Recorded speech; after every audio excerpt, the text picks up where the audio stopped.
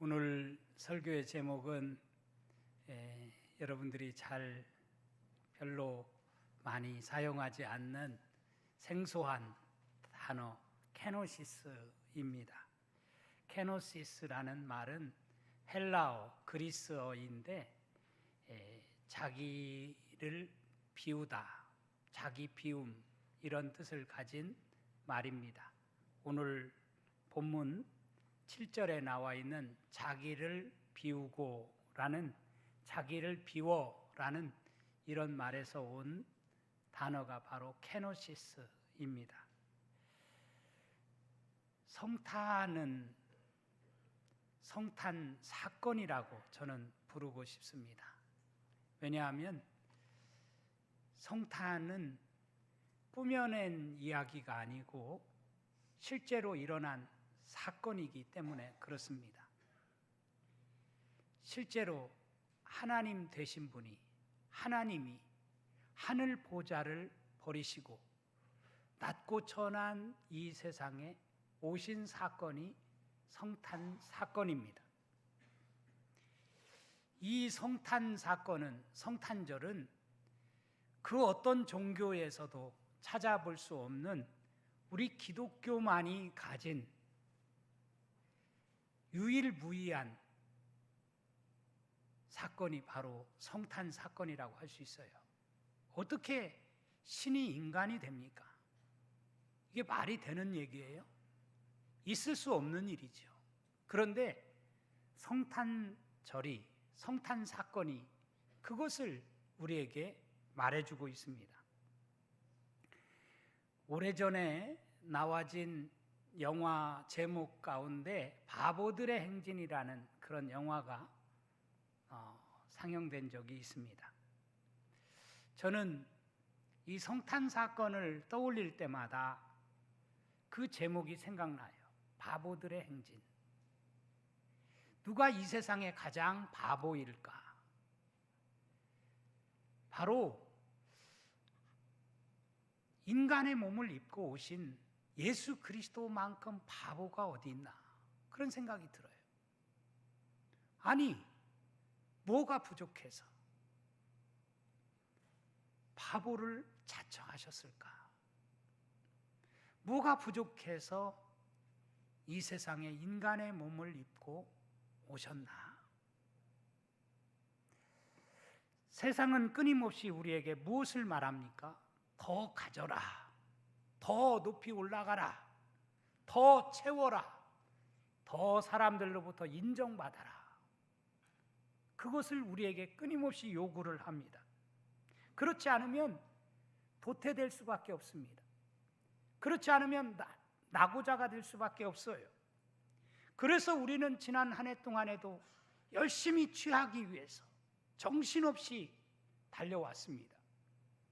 더 채우기 위해서 지식으로 채우고, 명예로 채우고, 재물로 채우고, 그 알량한 자존심을 채우기 위해서 우리는 정신없이 달려왔습니다. 소유론적 삶을 살아온 것이죠. 그런데 여러분, 그 결과가 어떠합니까? 여러분의 인생이 참 행복했나요? 지난 한 해를 살아오면서 정말 보람된 삶을 살았노라고 말할 수 있습니까? 돌이켜보면 우리의 인생이 무엇을 향해서 지금 내가 달려가고 있는지, 채워도 끝이 없는 그 무언가를 채우려고 달려왔는데 우리의 마음은 허전하고 공허함을 느끼는 것이 너나 할 것 없이 우리 모두의 마음일 것입니다. 이런 우리에게 오늘 성경은 우리에게 가르쳐 주고 있습니다. 케노시스, 즉 비움의 삶을 사신, 비움의 길을 보여주신 예수 그리스도를 본받으라는 것입니다. 마크 트웨인의 명작 소설 왕자와 거지에 보면 왕자 에드워드가 거지 소년 톰과 매우 닮았습니다. 쌍둥이처럼 느껴졌어요. 그래서 어느 날 왕자 에드워드는 거지 소년 톰을 불러 그가 입은 옷을 바꿔 입자고 제안을 합니다. 그래서 이 왕자 에드워드는 톰이 입던 누더기 옷을 입고 거리에 나가 그야말로 가난하고 힘없는 백성들의 고초를 온몸으로 겪습니다. 그러므로 인해 그는 이제 낮은 자들을 이해하고 선정을 베푸는 좋은 왕이 되었다고 하는 그런 유명한 이야기가 바로 왕자와 거지라는 제목의 소설입니다. 여러분, 하나님의 아들이 사람이 된 사건은 어찌 보면 에드워드 왕자가 잠시 거지 체험을 한 이런 이야기처럼 느껴질 수 있습니다. 그런데 여러분, 그 이야기와는 비교할 수 없는 사건이죠. 엄청난 일입니다. 에드워드 왕자가 거지 체험 한 번 한 것으로도 그의 삶이 참, 그가 그런 거지 체험을 함으로 인해서 내가 참 앞으로 어떻게 살아야 되겠다라고 하는 것을 느끼게 되었고, 그렇게 잠시 어떤 자신의 자리를 내어주는 것도 쉽지 않은 일이라고 하는 것을 우리는 생각하게 돼요. 그런데 우리 주님은 그 정도의 어떤 거지 체험을 한 에드워드 왕자의 그런 삶과는 비교할 수 없는 하나님 자체이신 그분이 하늘 보좌를 버리시고 가장 낮고 천한 이 세상에 오셨다라고 하는 이 사건은 그런 이야기와는 비교할 수 없는 엄청난 사건이죠. 더군다나 우리 주님은 끝내 십자가에 매달려 죽는 그런 그야말로 인간이 당할 수 없는 그냥 가장 비극적인 죽음을 몸소 당하셨습니다. 로마서 5장은 이렇게 말씀을 합니다. 우리가 아직 연약할 때에 기약대로 그리스도께서 경건하지 않은 자를 위하여 죽으셨도다. 우리는 연약한 자들 아닙니까? 그런데 우리가 연약할 때에 약속대로 기약대로 그리스도께서 경건하지 않은 우리를 위해서 친히 죽으셨다는 거예요. 또 이렇게 말씀을 합니다. 우리가 아직 죄인 되었을 때에 그리스도께서 우리를 위하여 죽으심으로 하나님께서 우리에 대한 자기의 사랑을 확증하셨느니라. 우리 모두는 죄인입니다. 죽을 수밖에 없는 죄인인데 우리가 아직 죄인 되었을 때에 그리스도께서 우리를 위해서 대신 죽어주셨다는 거예요.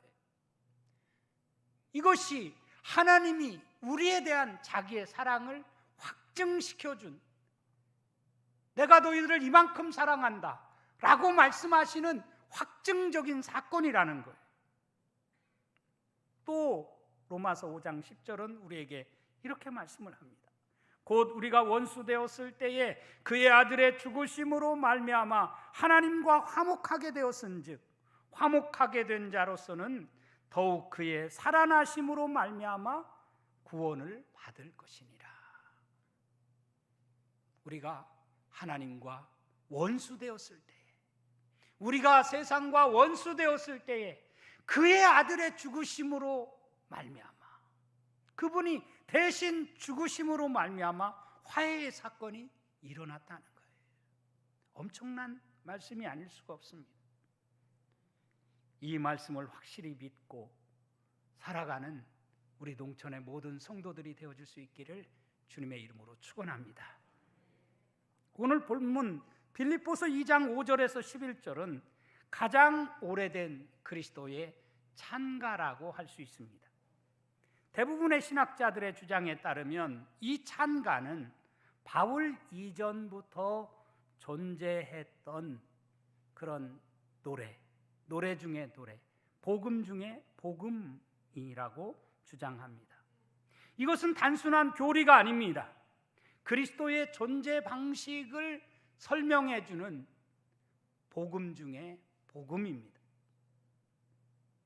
사도 바울은 오늘 본문에서 이렇게 말합니다. 너희 안에 이 마음을 품으라. 곧 그리스도 예수의 마음이니. 그리스도 예수의 마음은 어떤 것입니까? 그리스도 예수의 존재 방식은 어떤 것입니까? 오늘 6절 이하에서 말씀을 하고 있어요.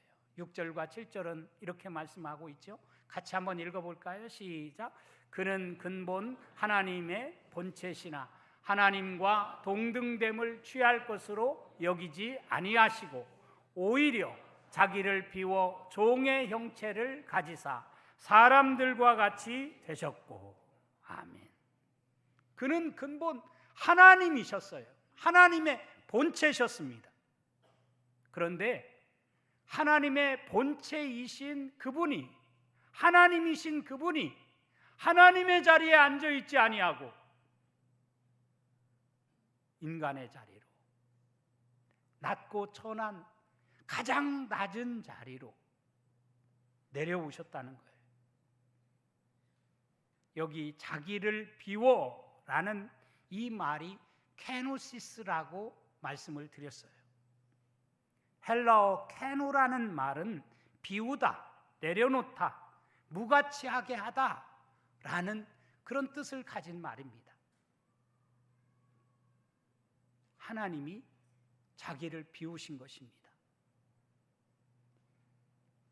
하나님이 자신의 자리를 내려놓으신 것입니다. 하나님이 자신 가장 가치 있으신 그분이 무가치한 존재라고 선언을 하신 것입니다. 예수님은 하나님이십니다. 우리는 성부, 성자, 성령 삼위일체 되신 하나님을 믿습니다. 그런데 그 하나님이, 성부, 성자, 성령 되신 하나님이 하나님으로서의 권리, 하나님됨을 포기하고 자신을 비워서 인간의 몸을 입으셨다는 것입니다. 이것이 바로 케노시스, 자기 비움입니다.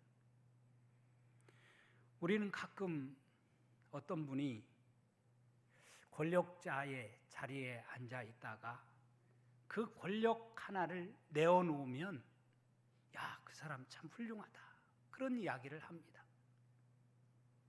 어떤 사람이 자신이 모아놓은 그 엄청난 돈을, 전 재산을 사회에 환원하는 그런 모습을 가진 사람을 보면 야, 참 훌륭하다, 이런 생각이 듭니다. 그런데 우리 주님이 하늘 보좌를 버리시고 만왕의 왕 되신 하나님이 하나님의 자리를 버리시고 이 세상에 오신 이 성탄의 사건은 그런 사건과 비교할 수 없는 엄청난 사건이 아닐 수가 없습니다. 오늘 7절 하반절에 보면 종의 형체를 가지사 사람들과 같이 되셨다라고 말씀을 하십니다. 여기 형체라는 말과 6절에 나오는 본체라는 말은 같은 단어예요. 헬라 원어로 보면 모르페라는 단어인데 같은 단어입니다. 하나님과 같은 하나님을 가리키는 본체. 그런데 종의 형체, 종이 된 겁니다. DNA가 이제 종이라는 거예요. 뼛속부터 종으로 오셨다는 거예요. 종은 단순히 하인이 아닙니다. 노예, 즉 자기 권리가 전혀 없는 존재가 되셨다는 뜻입니다. 그러니까 우리 주님은 인간이 되신 정도가 아니라 인간 중에서도 가장 천대받는 자리인 종의 자리에까지 내려오셨다는 뜻입니다. 그래서 배고픔을 느끼셨고요. 그래서 온갖 수모와 멸시를 다 당하셨습니다. 남모르는 눈물을 흘리셨고 남이 당해야 할 슬픔을 대신 당하신 것입니다. 그분은 인간의 고통을 멀리서 관찰하신 분이 아닙니다. 도리어 온몸으로 우리가 당해야 할 아픔과 고통을 겪어내신 분입니다. 이것이 우리에게 주는 가장 큰 위로가 아니고 또 무엇이겠습니까? 저는 예수 그리스도의 비움의 절정은 바로 십자가상에서 나타났다라고 믿고 있습니다. 십자가에 달려 죽으신 것입니다. 하나님이 십자가에 달리신 하나님이 되신 것입니다. 8절은 우리에게 이렇게 말씀하죠. 자기를 낮추시고 죽기까지 복종하셨으니 곧 십자가에 죽으심이라. 여기 죽기까지 복종하셨다는 말에 우리는 주목해야 합니다. 순종이 아니라 복종했다라고 성경은 우리에게 말하고 있습니다. 우리는 때로 순종을 말합니다. 순종을 말해도 우리가 순종하십시오, 순종해야 합니다, 이렇게 말하는 순종도 보통 우리 머리로 이해할 수 있는 범위 안에서의 순종을 우리는 요구하기도 하고 말하는 것입니다. 그런데 우리 주님이 요구하신, 아니 우리 주님이 당하신 순종은 그런 정도의 순종이 아니기 때문에 여기 죽기까지 복종하셨다라고 그렇게 성경은 기록하고 있는 것입니다. 여러분, 이 세상 어느 누가 우리에게 십자가를 대신 져줄 사람이 어디 있겠습니까? 어느 누가 나를 위해서 자신이 가지고 있는 모든 것을 내려놓을 만큼 복종을 하시겠습니까? 십자가는 그 당시 로마 지배하에 있던 나라에서 가장 수치스러운 형틀이었습니다. 가장 극악무도한 범죄자에게 내려지는 잔인한 형벌이었어요.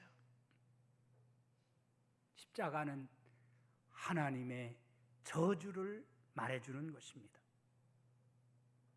이런 십자가를 주님은 온 몸으로 감당하셨습니다. 여러분, 어느 누가 나를 위해서 대신 십자가를 져주겠어요? 부모가 대신 져줄 수 있을까요? 형제가 대신 져줄 수 있을까요? 여기 서 있는 목사가 대신 져줄 수 있을까요?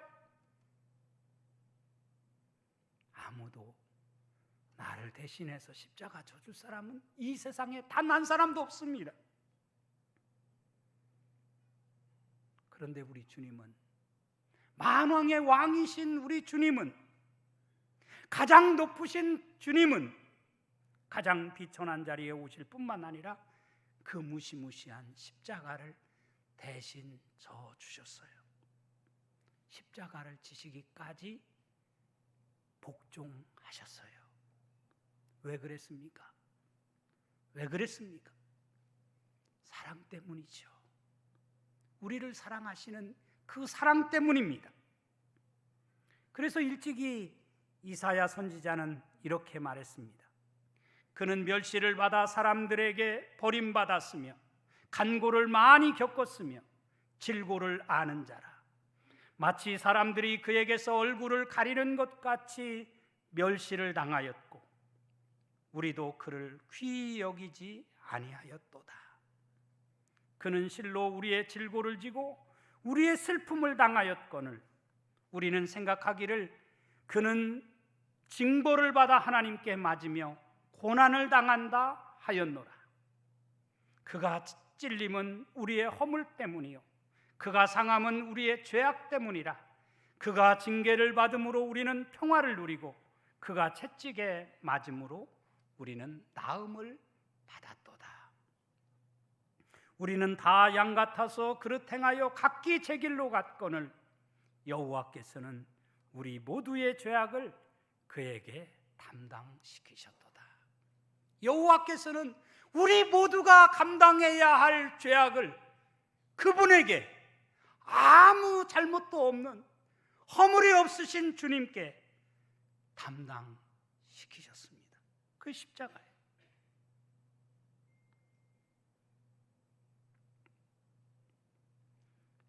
마지막으로 케노시스의 결과는 하나님이 높이심입니다. 사랑하는 성도 여러분, 케노시스는 결코 패배로 끝나지 않습니다. 낮추고 비우고 포기하는 것은 패배가 아닙니다. 지는 것은 이기는 것입니다.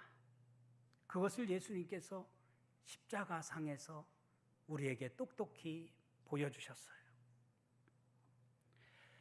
9절은 우리에게 말씀하고 있지요. 이러므로 하나님이 그를 지극히 높여 모든 이름 위에 뛰어난 이름을 주셨다. 예수님은 스스로 높아지신 분이 아닙니다. 그런 의미에서 요즘 이단 교주들과는 전혀 다른 존재라는 것이죠. 저들은 스스로 높아지려고 권력에 돈을 대고 얼마나 추악한 죄를 저지르고 있습니까? 하나님께서는 예수 그리스도를 지극히 높여주셨어요. 비움 끝에 하나님이 그를 지극히 높여 모든 이름 위에 뛰어난 이름을 주셨어요. 10절과 11절은 이렇게 말씀합니다. 하늘에 있는 자들과 땅에 있는 자들과 땅 아래 있는 자들로 모든 무릎을 예수의 이름에 꿇게 하시고 모든 입으로 예수 그리스도를 주라 시인하여 하나님 아버지 앞에 영광을 돌리게 하셨느니라. 예수님의 케노시스 사건은 온 우주적 사건입니다. 하늘에 있는 자들에게만 영광이 아닙니다. 땅에 있는 자들이나 땅 아래 있는 자들까지 모두에게 미치는 놀라운 구원의 사건이 바로 케노시스, 주님의 성탄 사건이라는 것입니다. 그래서 밤에 양떼를 지키던 목자들이 지치고 힘들어할 때 천군 천사가 저들에게 굿 뉴스를 전해주지 않았습니까? 보라, 내가 온 백성에게 미칠 큰 기쁨의 좋은 소식을 너희에게 전하노라. 온 백성에게 미칠 큰 기쁨의 소식을 너희에게 굿 뉴스를 전한다 라고 말씀을 하십니다. 고린도후서 8장 9절은 이렇게 말씀을 합니다. 우리 주 예수 그리스도의 은혜를 너희가 알거니와 부요하신 이로써 너희를 위하여 가난하게 되심은 그의 가난함으로 말미암아 너희를 부요하게 하려 하심이라. 하나님의 은혜가 무엇입니까? 부요하신 그분이 우리를 위해서 가난한 자리에 내려오셨다는 거예요. 가난을 자취하셨다는 거예요. 그래서 우리 모두를 부요한 존재로 높여주셨다는 것입니다. 이게 성탄 사건이 아니고 또 무엇이겠습니까? 사랑하는 성도 여러분, 그러므로 이 케노시스는 우리가 예수님을 믿는 자들로서 예수님만 찬양하라고 보여주신 쇼가 아닙니다. 우리도 이런 주님을 본받아 케노시스의 삶을 살라는 뜻입니다. 더 가지지 못해 안달하고 더 높아지지 못해 연연하는 것이 아니라 내게 있는 것을 비우고 나누고 베풀며 살라는 뜻입니다. 가정에서 뿐만 아니라 교회 안에서 뿐만 아니라 직장에서 우리가 살아가고 있는 삶의 현장에서 우리는 케노시스의 삶을 살아가야 합니다. 케노시스의 삶은 낮아지는 비움의 삶입니다. 케노시스의 삶은 상대를 이기기보다 섬기기를 선택하는 삶입니다. 케노시스의 삶은 상대에게 내 주장을 펼치는 것이 아니라 상대를 포용하고 이해하기로 결단하는 삶입니다. 상대를 다르다고 편가르는 것이 아니라 상대를 있는 그대로 받아들이는 것이 케노시스의 삶입니다. 사랑하는 성도 여러분, 오늘 나는 케노시스의 삶을 살아왔는지 지난날의 삶을 돌아보기를 원합니다. 과연 주님을 본받아서 나는 케노시스의 삶을 살아왔는지 우리 자신을 향해서 반문해 보아야 합니다. 주님은 오늘 또 말씀하십니다. 누구든지 나를 따라오려거든 자기를 부인하고 자기 십자가를 지고 나를 따를 것이니라. 예수님을 따른다고 하는 것이 무엇을 의미합니까? 자기를 부인하고 자기 십자가를 지는 것입니다. 케노시스의 길은 그러기에 좁은 길입니다. 좁은 문으로 들어가는 좁은 길입니다. 그렇지만 그 좁은 길이야말로 생명의 길, 구원의 길입니다. 주님은 우리에게 이렇게 말씀하셨어요. 좁은 문으로 들어가기를 힘쓰라. 내가 너희에게 이르노니 들어가기를 구하여도 못하는 자가 많으리라. 집주인이 일어나 문을 한 번 닫은 후에 너희가 밖에 서서 문을 두드리며 주여 열어주소서 하면 그가 대답하여 이르되 나는 너희가 어디에서 온 자인지 알지 못하노라 하리니 그때 너희가 말하되 우리는 주 앞에서 먹고 마셨으며 주는 또한 우리를 길거리에서 가르치셨나이다 하나 그가 너희에게 말하여 이르되 나는 너희가 어디에서 왔는지 알지 못하노라. 행악하는 모든 자들아 나를 떠나가라 하리라. 만일 우리가 이런 소리를 듣는다고 한다면 얼마나 안타까운 일이겠습니까? 사랑하는 성도 여러분, 성탄을 앞둔 우리 모두가 이 케노시스의 마음을 품고 살아가는 가운데 주님이 주시는 은혜와 축복이 우리 가정 안에, 우리 교회 안에, 그리고 우리가 몸담고 살아가고 있는 이 사회 안에 풍성해지는 하나님의 놀라운 은혜와 축복이 우리 가운데 넘쳐나는 역사가 있기를 주님의 이름으로 축원합니다. 축원합니다.